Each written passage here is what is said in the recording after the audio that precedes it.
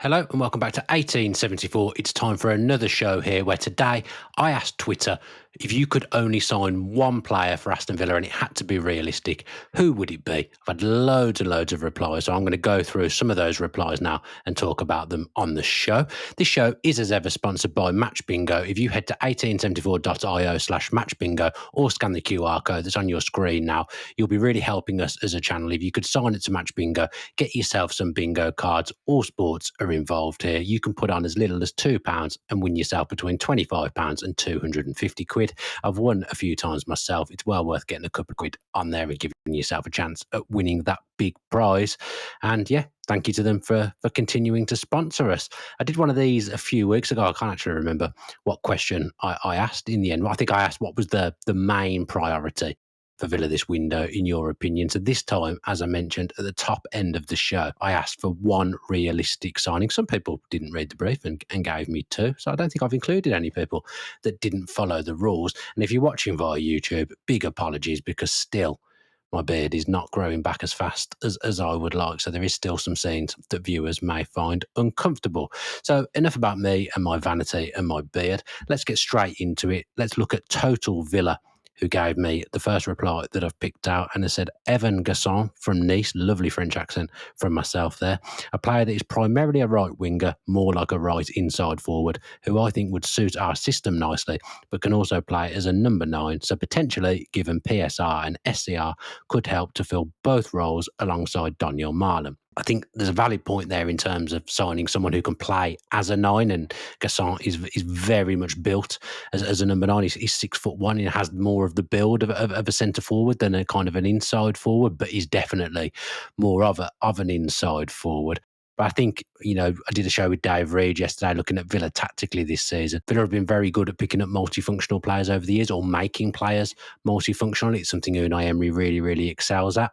I don't see us bringing in more than one kind of forward this window, and I think ideally it would be someone in the Rashford mould that can play wide and can play as a centre forward. That's the best way to back up a prime striker like Ollie Watkins, who I think thrives knowing he's going to be playing every single week. And a lot of clubs who have that kind of big star striker, they struggle to have a backup. So I think the most sensible thing would be to have Marlon and one other as options to play wide, but also if Watkins isn't there, they can play up top as well. I think Gasson got 12 goals and 6 assists. I think I read earlier when I was doing my research on this video, and 23 years of age, good profile, Ivory Coast international as well, would get called away for the African Cup of Nations that I think is this season, if my memory serves me correctly.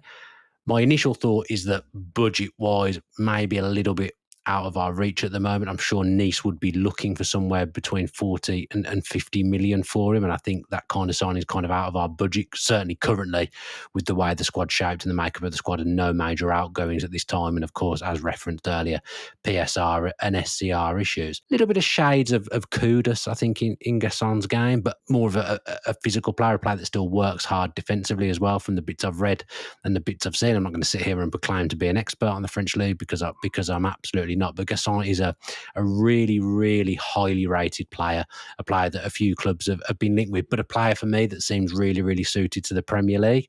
But at the moment, I've got to be honest, I think that's a little bit out of our price bracket. Would love to be wrong, because I do think that type of player on the right-hand side, an inside forward who can play up front, I think that would be vital in our squad building for this season. But remains to be seen who our first outfielder will be that we'll bring in for the first team, because it's July the 22nd and we haven't done anything yet. Next up, we had the AVFC faithful, who went for the obvious pick of Alejandro Garnacho, who, of course, we're being linked with quite heavily at the moment. And faithful says, I think it's getting more and more realistic. It does sound like it's one that could be a go. I've seen a loan move mooted. I think that would be easier for Villa to do rather than get the permanent transfer, because, again, I'm thinking you're probably looking at anywhere between 50 and 70 million for Garnacho, which at the moment, again, to repeat myself, I think is a little bit out of Villa's price range as it stands. My issue with it is that I don't really see where he fits. I think he has played down the right-hand side for Manchester United and done okay, but Manchester United kind of had that weird time where Garnacho and Rashford were both on form or both looking to get in the team, but one of them always had to play on the right-hand side, and I don't think it did either of them any favours massively. unless we're going to completely change how we play. And obviously, as I say, I did a show on 3 at the back yesterday. Garnacho doesn't really fit into 3 at the back unless you're going to play him in a kind of support striker role. Maybe that would be something that Emery had in his mind. Emery going back to, if you think when we signed Moussa Diaby, who was predominantly a wide player, maybe Emery would see someone like Garnacho as playing as the support striker role, which is interesting, actually. As I've said that, it's kind of grown on me, the idea a little bit, because I don't see him being able to play out wide right and being that player that stays high and wide for Villa on that right-hand side. And Villa, quite simply at the moment, don't play with a left wide player, really. It's always a number 10 creating that box. So maybe if he's looking at going back to having someone in the 10 role that's more of a Diaby profile, I'm not saying Garnacho's as quick as Diaby, because he's not, but he would be a winger that would have been converted into a support striker role. Maybe that's where it fits. And of course, Asensio's gone back, Rashford's gone back. So there is an argument for a player in that position. So Faithful, as I went on there, I kind of got a little bit more into that idea. Kev Hughes, my old mucker, this is one I like. And Kev Hughes likes Amari Hutchinson, an exciting young prospect with the best still to come, and will give us some much-needed pace in the wide areas. Love his energy, can play wide right or left. Player I'm very keen on. Loved what he did in the under-21 Euros just gone. Liked him in the bits I saw for Ipswich. I went through a weird phase at the start of the season where I seemed to catch a lot of Ipswich's games live, and I thought he was impressive. Carries a goal threat. Was obviously playing in a poor team, and it was Liam Delap that picked up the plaudits. But probably after Delap, Hutchinson was probably there as being one of Ipswich's best players, and was a good pickup actually for 20 million, and I think would be available for around 35 million now. My only slight reservation with Hutchinson, and he suits that kind of inside forward winger role on the right-hand side that I was just talking about, down to the ground. The only bit that concerns me slightly is a touch of the Filler genes. I was excited when we got Philogene back, and obviously he'd done well in the Championship, and Murray Hutchinson's obviously done well in the Championship and then done okay in the Premier League. Would it be a bit like that? I don't know. But I do think Hutchinson's got a bit more confidence about him, a bit more swagger, and it's the kind of profile of signing I'd like to see us make. Young English talent, kind of signing we used to make under Martin O'Neill, where we were a real hotbed of young English talent, the kind of prime destination at the time that young English players looking to make their way in the Premier League wanted to go to. So I'm not. That's a suggestion that I like, but I do have that nagging doubt in the back of my mind. Now, James 9930 wasn't the only one that said this. Mine would be Grealish. I've just got a feeling under Unai he'd be back to his very, very best. Now, if Ramsey were to go, and they wrote this in the Telegraph yesterday, actually, if Ramsey was to go, Villa would require a homegrown player, really.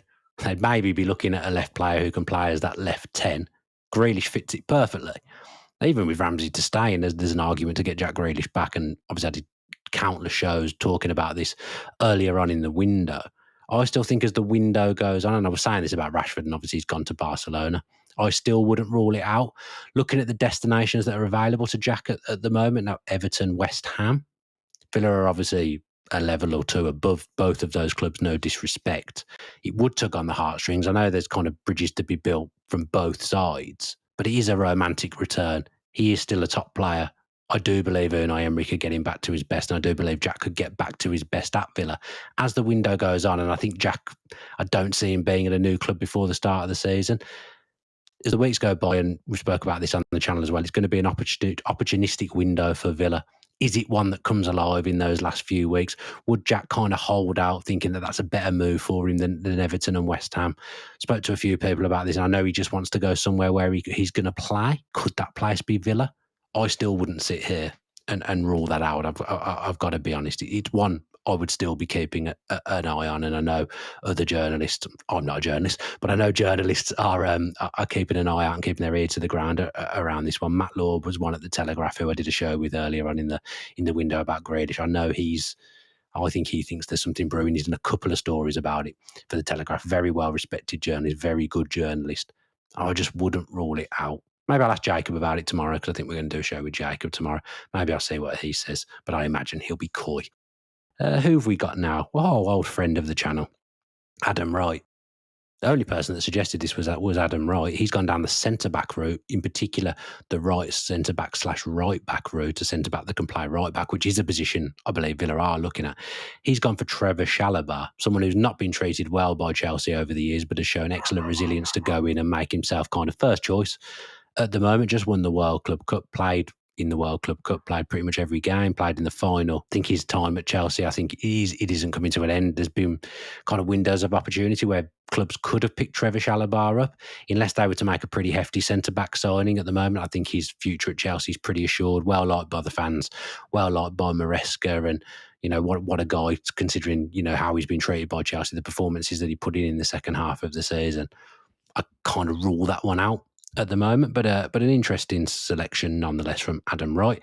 James Woodcock says Daniel Munoz, cracking player who brings energy and tactical awareness, as strong at attacking as he is defensively. Villa not in the Champions League. This is going to sound bad, but I don't think they can just go and take players from Crystal Palace, who've obviously got European football of some description at the moment as well.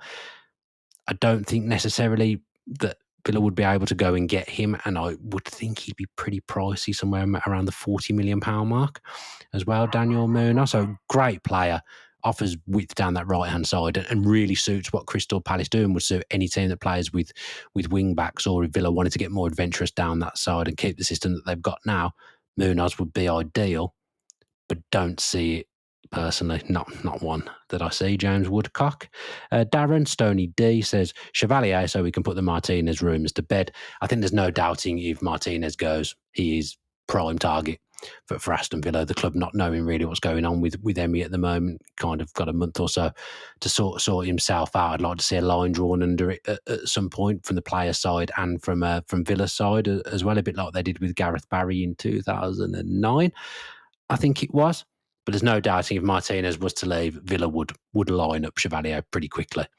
And then it would make sense that, he would come in and be that young keeper that Villa think they can build up. But at the moment, no real news around Martinez. I don't think he's agitating for a move, but I think it's pretty well known that he would move. And I think it's pretty well known the club would be willing to move him on for the right fee as well to help with SCR, with his wages. But at the moment, don't think there's much more to update on other than what I've said on the channel previously and that others have said on the channel previously. Dyson Deakin, Harvey Barnes, reckon we could get him for a fraction of the 38 million that Newcastle paid for him, can play off both wings, could be used predominantly on the right, would give us width on the right.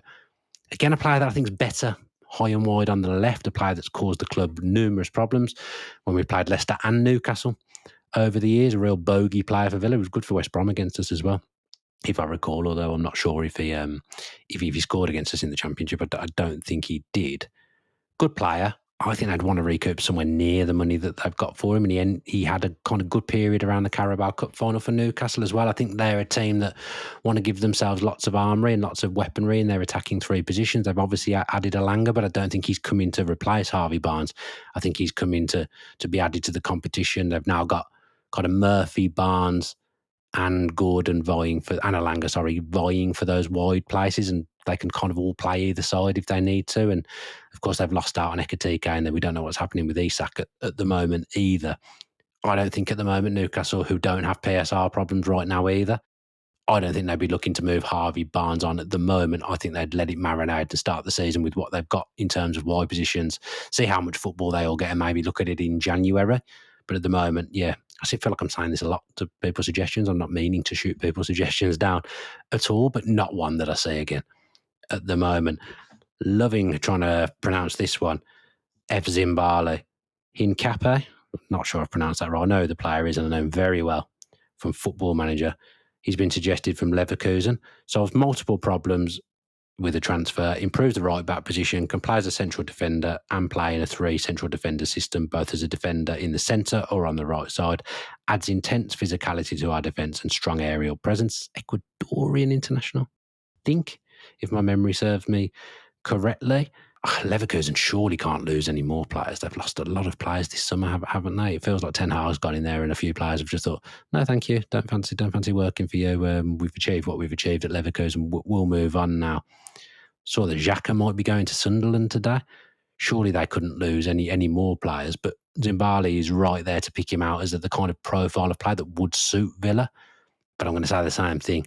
Fee-wise, Leverkusen have took in plenty of financials this summer in terms of outgoings, not desperate for money, unless the player were to kick up a real stink. He'd be great. He is a good central defender already and has got room to grow and has been linked with big clubs in the past. But no, don't see it, unfortunately. David Clift is obviously remembering Villa's Champions League run very fondly and remembering Aston Villa 0, Juventus 0, which was not a classic looking back, but he wants Conceição on the right, causes problems at Villa Park and what we need to replace Bailey. He had a lovely game, didn't he, at Villa Park, and he's a really exciting player. Was at Juventus on loan. I don't think they've signed him, so obviously he will have gone back to Porto. Portuguese league would be easier to pick up a player from at the moment than some of the players playing in countries that we've spoke about earlier on in the show, but not one that's linked at the moment. And yeah, good suggestion, but not one that's been linked at the moment. Ben Spittle says Dumfries would be perfect at right back for us, and a lot of people in the reply suggested Dumfries as well. Great wing back. Maybe there'd be questions asked if he was playing in a back four. There's rumours of a £25 million release clause as well, which is a bargain. I think he's about 28, so he's not really the age profile of player that Villa are typically looking at to get in, and typically will be looking at this window. I think Villa will be going down a younger route, but there's no doubting that he'd be an excellent pickup for someone at that fee. He really, really would, and I think someone probably will pick him up, potentially even in the Premier League. Man City wouldn't surprise me at all with Denzel Dumfries, who's obviously played a lot of football for Holland as well. Would be ideal. 25 million would be the kind of price if Villa do business that they'll be picking up players from, but the age profile would be something that would concern me there in terms of I'm not sure that's the age of player that Villa would be making a move for. What else have we got? Chris Trotter wants Dumfries as well. He says, especially if we're going to 5 at the back, if he's available for 25 million as suggested, we won't find better value on a player all window. Hugo the Wall, one of the best names on Twitter there, wants Garnacho and El Canous from Leicester. I'm always wary about players who do okay in clubs that have gone down. I'm aware I've just referenced Amari Hutchinson, but I did talk about his time in the Championship as well. El Canous at Leicester obviously looks like a nice footballer. I can't say I've seen loads of him, but always looks decent on the highlights, but I'm always wary of getting too excited about players that could be perceived as highlights players, and I think Leicester would want a big fee for him as well. So it's an interesting one that I've seen a lot of people actually suggest on social media, but I'm not sure Hugo the Wall that it's one for me. Paddy Hennessy wants Grealish on loan as well, talking about him being surrounded by Maatsen, Yuri, Rogers could really flourish under Unai. And as I say, quite a lot of people suggested the return of Jack. If you didn't watch my show with Matt Law earlier on in the window, go back and watch that. He did really well, that show, actually, across all platforms. So go back and find that on the channel and watch that if you haven't done so already. Lemon Willie says Mateta adds height, strength and goals. Not too expensive, weakens a rival. Kind of the same applies about the way I was talking about Munoz from Crystal Palace, and putting here not too expensive. Palace will be asking for between 50 and 60 million for Mateta. Unless Watkins goes, Villa aren't going to drop 50, 60 million on a striker. It's going to be a multifunctional attacker that can play as a number 9, or it's going to be a young up-and-coming number 9, like when they picked out John Duran from the MLS. They're not going to go and get a senior premium centre-forward option this summer unless something happens with Ollie Watkins. Mateta's obviously done very, very well at Palace, particularly under Ollie Glasner. His record is absolutely exceptional. I don't think he'll go anywhere, personally. But yeah, I don't think Villa would be able to take Mateta from Crystal Palace right now. And then the last one I've got here that I've picked out is Anca Singh. It wouldn't be a transfer window, would it, without Villa being linked with João Felix? And we haven't really been linked with him yet, but Anca Singh wants him. João Felix, build around him, and you possibly have a world-class level player. I mean, how is he even at Chelsea? Why is he even at Chelsea? Why did he go there? Don't understand it. A few people replied saying, like David Neal, and saying loan with a low buy option maybe, but Chelsea still want more than they paid after wrecking him. Club shouldn't purchase from Chelsea. Onkar says, think Chelsea will take what they can, but agree loan with purchase option sounds good. JT says, pretty much failed gone so far. Only difference is he didn't have Emery. The money is better spent elsewhere. Now, I'm sure we'll get to a point in the window where João Felix is linked with us again. Whether it's ever something that's going to happen, I don't know. There's lots of transfers in the past that have happened after 3-4 goes of trying with other clubs. It's clear that Unai Emery absolutely loves João Felix. But if Villa's SCR situation is as bad as well, not as bad, but if Villa's SCR situation is what we think it is, going and getting someone like João Felix, who is going to want astronomical money. And I heard when we spoke to him before a couple of years ago, some of the things he was asking for from the club were absolutely ludicrous. So it's not one that I see happening if I'm being honest. But you know, it'll never go away, will it? It'll always be talked about every transfer window, and I'm sure it'll crop up in the transfer window at some point, especially as we move into the latter stages. If he's still at Chelsea, feels to me like a Saudi move, waiting to happen, as not wanting to come to Villa previously, despite it probably being the best move he could have had at the time in terms of his development and his career and working under Unai Emery. But yeah, that's the last suggestion that I've picked out. So thank you to everyone that sent replies in on Twitter. Really appreciate it. Sorry, and I've enjoyed going through your suggestions on the show. Now I try and do something like this probably once every week or two, where I ask a question, Twitter gets involved, and then we talk about it on a show. So if you've watched via YouTube and you've enjoyed it, if you could subscribe with your post notifications on, that would be absolutely fantastic. If you're watching and you're not subscribed, please press that button for me. It really would be appreciated. Give us a like and leave a comment with some of your suggestions as well. If you could pick one realistic signing for Aston Villa this transfer window, who would it be? If you've listened via Apple or Spotify, 5 stars, leave a comment, leave a review. Always appreciated. We went through a great phase with Apple podcast reviews, and they've kind of dwindled again now. So if you're listening via Apple Podcasts, if you could leave us a review, I would really appreciate it, preferably 5 stars. More content to come through the week, and obviously we've done a fair bit of content over the last week or so as well, some of it timeless. Did a tactical breakdown with Dave Reed yesterday, which was Monday, where we looked at how Villa could potentially line up and whether 3 at the back is a viable solution for Villa's squad in its current state. I enjoyed doing it, except for at the end when I got excited and had 12 men on the pitch, and many people told me on X, Twitter, and on YouTube comments that I'd done that. That's what happens when you get carried away pretending to be Gary Neville and Jamie Carragher. So I apologise for that, but it's worth watching. I think I really enjoyed doing that with Dave. So do go back and watch it. I'll be doing something with Jacob tomorrow, probably a transfer show, let's face it. So people always love tuning in for them. So watch out for that. Keep your eye on our social so you know when our content's coming up. That does us. Only one thing left to say, as normal, up the Villa, and thank you very much for watching and listening.